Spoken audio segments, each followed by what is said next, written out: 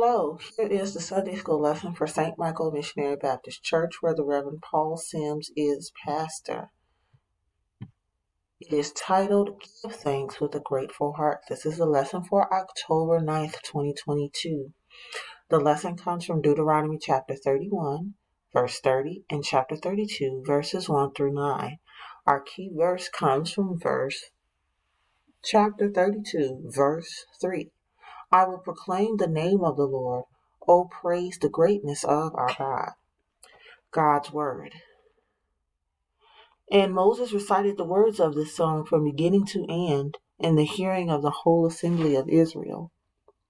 Listen, you heavens, and I will speak. Hear, you earth, the words of my mouth. Let my teaching fall like rain, and my words descend like dew, like showers on new grass, like abundant rain on tender plants. I will proclaim the name of the Lord. Oh, praise the greatness of our God. He is the rock.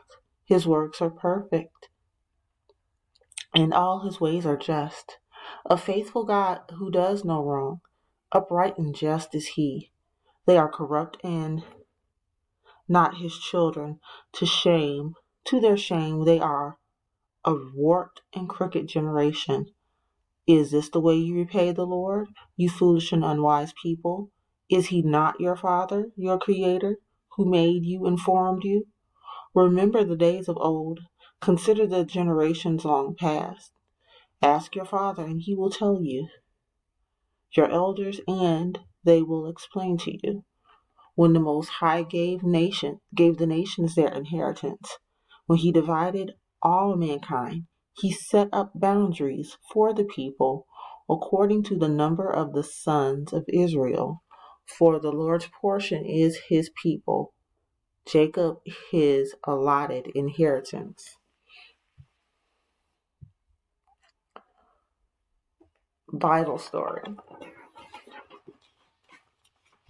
Moses spoke the following song to the people of Israel for their listening pleasure. I am speaking to those who are in the heavens and also on the earth. I am calling for my teachings to fall down on the people like rain falls on the earth. It will cover everything. Moses was comparing his teachings to the life-giving, invigorating properties of water. He compared it to rain on plants, dew on the grass, and rain showers on the grass. Moses praised God because he is great. The Lord is like a rock. Everything he does is perfect. The Lord is always fair and faithful. God does no wrong. The people, however, had done evil against the Lord, and because of their shame, they were no longer his children. They were evil and lying people. How they were acting was not the way to repay the Lord. They were foolish and unwise. The Lord is our Father and our Maker. The Lord made and formed us. We should remember the old days. We should ask our fathers about it. They would tell us. We can ask our leaders, and they will explain it to us. God gave the nations of the world their lands. The Lord divided the human race and set up borders for people. The Lord even numbered the Israelites. He took the people of Israel as his own, and he blessed them. An attitude of gratitude. Part 1. Christian recently had a birthday, and he received many wonderful gifts from his friends and family. Chris, I think you need to spend a little time today thanking your family and friends who gave you gifts for your birthday, said his mom. Mom, that's so boring, said Chris. Can't you just call them and tell them that I'd like the gifts? Why would I do that? Asked his mom. They weren't my gifts. Mom, you know I hate writing notes and emails, complained Chris. It doesn't matter that you hate the task, replied his mom.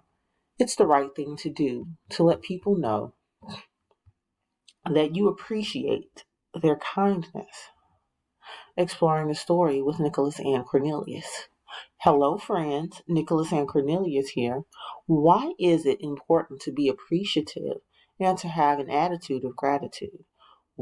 How would you feel if you did something nice for someone and the person did not even bother to thank you for doing it, would you be willing to help that individual out in the future? You should remember that it is easy to get caught up in the moment and to forget to show your gratitude.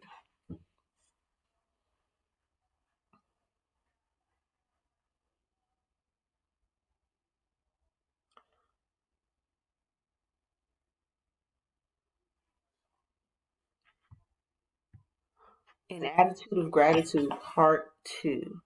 I'll tell you what, said his mom.